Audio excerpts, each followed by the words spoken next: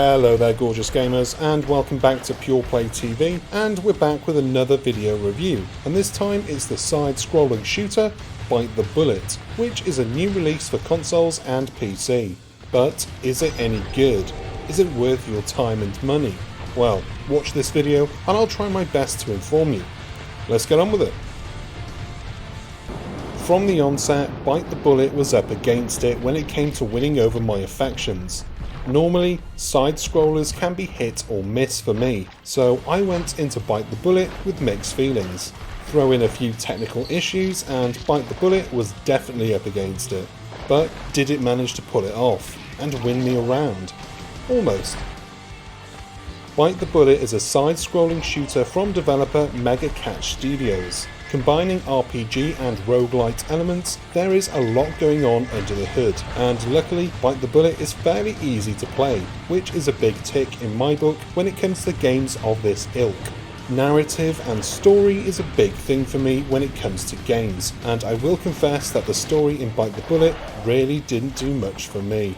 Basically, humans buggered up the Earth to such a degree that those who could afford it took off into space, and those that couldn't stayed behind, slowly becoming irradiated and turning into ghouls. Eventually, the rich, space-bound humans returned, which put them on a collision course with those they had left behind.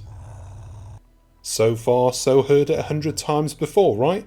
What I failed to mention there is that in the intervening time, the space-bound humans developed a technology that allows them to eat anything and everything they want. Because, you know, that's mankind's next great milestone in the story of our development.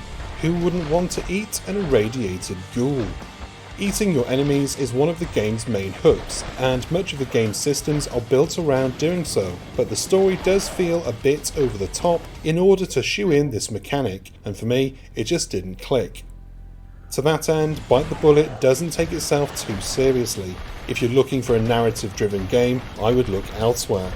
But that doesn't feel like it was ever Bite the Bullet's main goal. As I've already said, Bite the Bullet is easy to pick up and play, and in this day and age with so many narrative-heavy games, it was quite refreshing to be able to pick up something without having to refresh myself on every little detail, or work out what I had to do next. With Bite the Bullet, it's always simple. Shoot everything, eat everything. Bite the Bullet does look and feel very arcadey, and it's to its credit. I found I would pick it up for a quick 10 or 20 minutes play instead of sitting down for a full-blown 4-hour gaming sesh, but Bite the Bullet feels ready-made for those kind of experiences, the quick short bursts. Gameplay is simple too, with controls satisfying and responsive.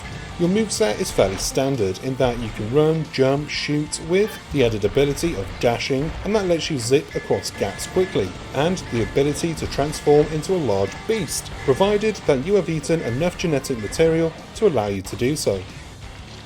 The action in Bite the Bullet is so frantic that I found that I rarely use this transform ability.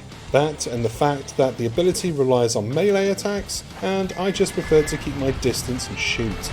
Transforming into a beast relies on the amount of genetic material that you have consumed, and eating does tie heavily into how you progress in Bite the Bullet.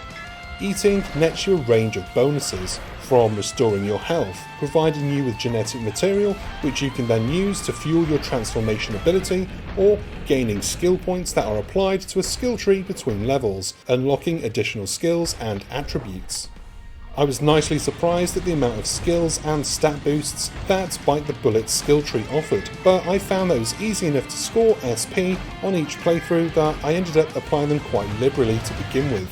The difficulty curve doesn't feel too steep, and whenever I did get to a section that was particularly tough, I could easily replay a few levels, net myself some more of that sweet SP, and unlock a few more abilities before going back for another attempt.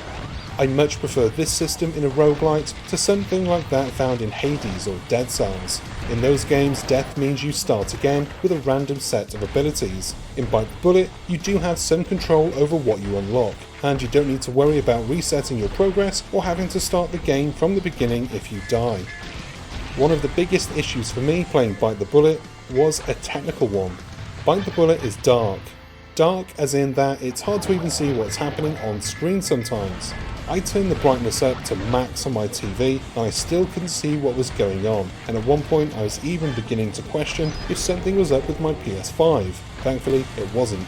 At the time of this review going live, we have been assured that a patch is coming, but playing Bite the Bullet on PS5 is made much harder to get into than it should be, basically because you can't see anything.